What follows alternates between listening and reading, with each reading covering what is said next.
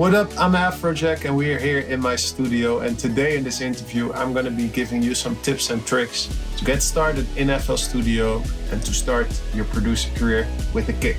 Let's go.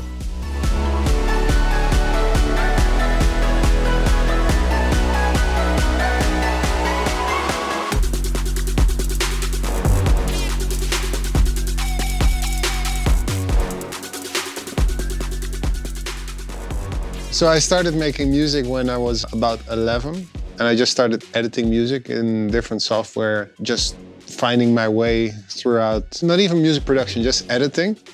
And then I stumbled across FL Studio, and that was really smooth, it was really easy. It was also really easy to produce something because you had this little step sequencer built in.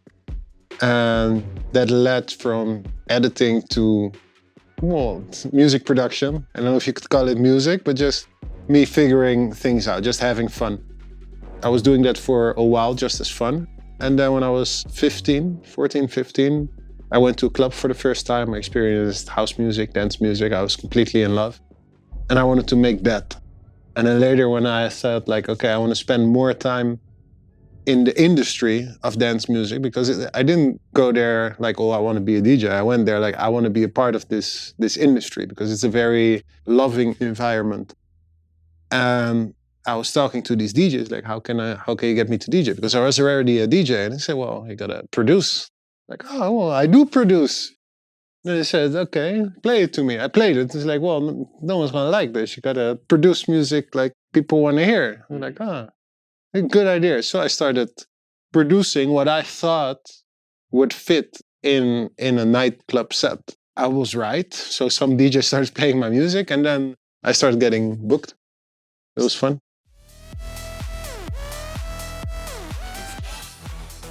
Like, I think I'm most proud of the other artists that I can bring. I'm not really that proud of my own work. Like, I always know other artists that sound fatter or that DJ better or that have a better live show. Like, there's always something to aim for. I'm never like, oh, I'm so proud of myself. Look how great I am. It's like, I don't think anyone great ever has like, wow, I'm so great. I'm gonna chill now. Like, I'm proud of like my work, but there's always more to be done. American police officer. So it's like really based on the live experience. Like, a lot of the things I do in my productions are really like for a live experience. And it's also what I noticed when I listen to a lot of records of other producers. Like, I wouldn't play them because there's not enough experience in there. And then when I'm talking about experience, technically that means sweeps, extra sounds that play along, mixing tricks, filters, building up, building down in the background. A lot of tracks are very still. Like, when you're in this environment, it's very easy to go like, I do block, block, segment, block, block. And when you're live, you're like... So I try to implement that in the record. It's automatic now. So when I go in the studio, I can already hear like, if I play this, like everything subconsciously to me that happens is like, I can play this, but what will happen because this kick is too loud or because this is there? People are gonna dance for like 3 seconds and then they're gonna go like,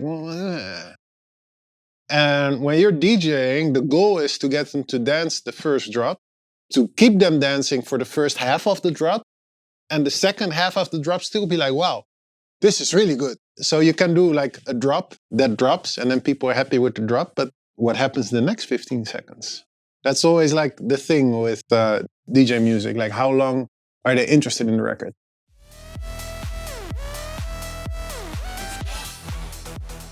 Efficiency and mixing. I am terrible with mixing. It's never good. It's never good. I like this record we're gonna go in later. I have 21 masters. Yeah, and they're not good. And like now I'm at a point like, okay, we're gonna choose one of these masters. So I listen to them like, yeah, that has too much high. That has too much mid. There, the hi-hat sticks out too much. There's too much low end. Is it like Swedish House Mafia fat? To me, it's like, okay, well, does my record sound that fat? If I'm making an underground record, like I listen to Stimming, is my record as detailed as Stimming? If not, It might be good, but is it great? Well, talking about the role that FL Studio played in my life. Well, it built me this studio with these gigantic PMC speakers. I know they're not, like we're not partners or anything, but like that's flagship right there. So that's all thanks to FL Studio. I prepare my sets in FL Studio. I produce all my music, all my edits, everything I do is in FL Studio. So there's one thing that FL can do that no one can do. You can move everything. I can just move things to the side and watch the plugin, or I can move the plugin. I love the Fruity compressor. It's very simple, and if you set it right, it gets the job done in such a well way that, like, in all my projects, usually I use those compressors. Sometimes I replace it with like a high quality one, or like from a special brand. Yeah, it doesn't always hit the same. Like I said, like when I look at my production style, there's parts that are like, it needs to be very, very perfectly mixed, but it also needs to have certain personality. And that's what I call ghetto. It's like the flavor, the sauce. And the Fruity plugins have a very, very nice sauce. Parametric EQ2 I use all the time. I rarely go to a competitor plugin unless it's like absolutely necessary. But usually my whole project is Fruity stuff. If a Fruity reverb is not good enough for your sound, then is the sound good enough? If I'm working with young producers, I see a competitor redacted verb. Like, if your sound needs that verb, the sound is not good enough. I do everything with Fruity reverb. Everything. Like, I don't have other reverbs installed. Why would I need another reverb? I'm not saying like I'm one of the greatest audio engineers of all time, but I had some commercial success with my music in different segments of the music industry with Fruity reverbs. And I'm pretty sure, you could quote me on this, I'm pretty sure if you put Trent Muller in the studio and you give him a Fruity reverb, he's like, well, okay. Like, no, I cannot produce music now. This is a Fruity reverb. Oh, great song, but what about the reverb? Give me everything tonight. Yes, but you should have used that other EQ because then the kick would have pumped more. Like even at the festivals I play, and even at some more underground festivals, like these people are not like, wow, but what about that compressor?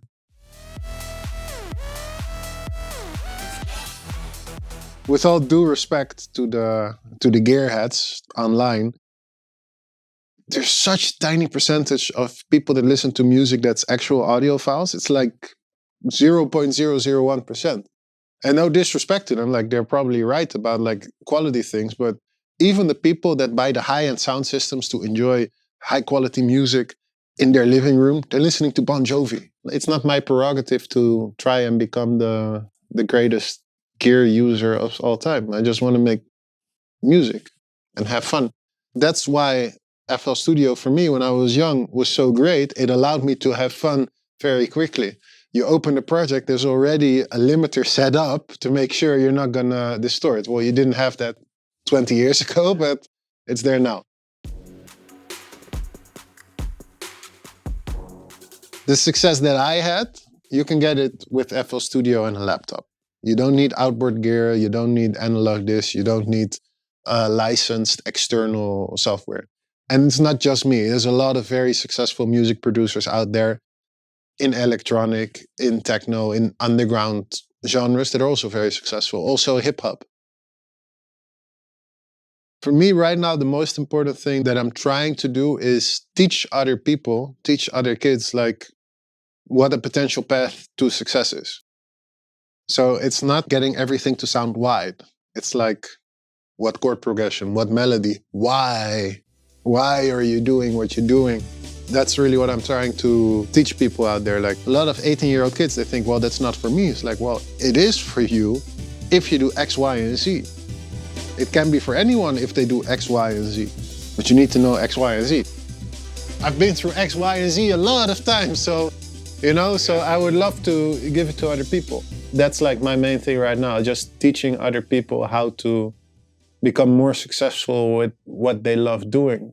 making it more efficient, making it easier, more fun also. So we signed a lot of producers. We've been doing this already for years. Rehab, Shermanology, Quintino, all these producers, all these artists. We signed to a company called Wall. My name is Nick Vanderwall, so it's like Wall. And the concept behind that company is basically, instead of buying a new Lamborghini or whatever, like the fun things I used to do, reinvesting everything into a company to try and teach people grow artists, grow DJs, grow producers. Wall makes me get up in the morning. Like when Hero, for example, was nominated for a Grammy. And the first thing that I thought was like, wow, that's amazing. We can use this as leverage for all these new artists we're working with. Because everyone that signed to me is now signed to Afrojack, that's Grammy nominated again. When I see there was a new release, went straight into the Beatport top 25 or something. That's what I want to post. Repost that. Let's go. Show the world about this new talent. Being able to use myself as a vehicle to promote new things is amazing. I've been through a lot, of course, in my life. I started producing for fun. Then I started producing efficiently to try and get a placement in nightlife industry, in peace, like Plur, peace, love, unity, respect. People that go out to enjoy dance music together, they're not hating. They don't care if you're big, small, fat, skinny. No one cares about any of that. It's just enjoying the music. And then I went back outside and like everything was back to social layers, financial layers. Who are you? Where are you from? What do you do? Blah, blah, blah. I had times where I would wake up and just like Lost was hype then. I would watch 2 seasons and go to sleep, and next day another season. And then there was a time where I would only work. When I got more successful, I was chasing the success. Like, oh, I got to be more successful. I had a management team around me, everything. More success, more success, more success. That's how people get burnouts and how people get depressed. A lot of my colleagues had this issue. Luckily, I got out of that when I split with that company. And then I was completely on my own. This was 2015. And that's when I started building, like really building my vision of Wall and my vision of myself. Like, what do I want to do? I rarely think about Afrojack. I make music, it will always be me, so it will always be Afrojack music, but I'm not thinking like, oh, what's the next big step? If a young singer makes a great song and he calls the radio station, they're not gonna pick up. But if I call the radio station, like, yo, listen to this great song, like, wow, that's a great song. It's like, yeah, play it, they'll play it. Because we have a relationship, we have a network. So I'm trying to do that with music now, with electronic dance music and with anything I see I think I can help with. Maybe FL Studio. Well, send us demos. Like, we have A&Rs. If it's great, they send it to me. I'll be honest with you. Please impress me, please. Because there's so much stuff we get from people that just started producing 2 weeks ago. It's like, oh, I'll shoot my shot. It's like, well, sometimes we're doing live streams on Team Wall, which is, it's actually a gaming channel, but we started doing some music activations there. I heard some demos there that was like, who's this guy? Come to me. Let's have a talk. It doesn't have to be at that level, but like we want to hear like what's going on in your head in the music. Don't write a letter, just send the music. When you send your music to a label, there's millions of labels around the world, but even some of the more respected ones, the bigger ones, they're still small. There is almost no money in mechanical royalties. So you have to imagine most of the people you send your music to, they hired a 19-year-old or 25-year-old A&R that just likes music. So you're basically sending music to someone that's maybe in the same situation as you, but just took a job as A&R because he needs to make money some way. So but when you send your music to a label, you send one song, they listen to the song, say the song is not it. It's because that record would not make them money. That's like rule number 1. Rule number 2, no one cares about your story until you send great music. No matter how great your story is, it will not make up for the shits of your music. You cannot go on the radio and they listen to a song, I don't like it. So this is Afrojack's my new song. it could have been great, but this and that happened, so it's just this. Oh, well, okay, now I like it. Rule 3, you have to watch tutorials. You have to try and remake stuff. You have to learn how people do what it is that you want to do. It's like with soccer, you do 5 days a week training, and then 1 day a week you do fake match, and then 1 time every year you do a championship. It's not like, oh, I want to play soccer. Let me try out for the championship. Oh, it didn't work. I'm going to quit. No, this is not how success comes.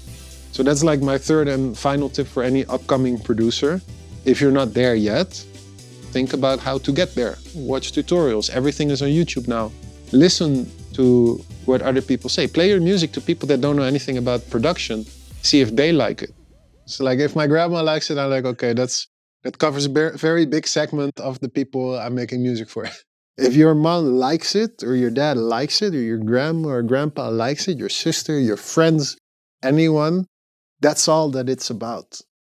Becoming a creative greatness is secondary. A lot of the people that went down in history as creative geniuses were not creative geniuses. Everyone thinks that, well, I'm not going to name any names because I don't want to be, but like a lot of great artists did not write their music.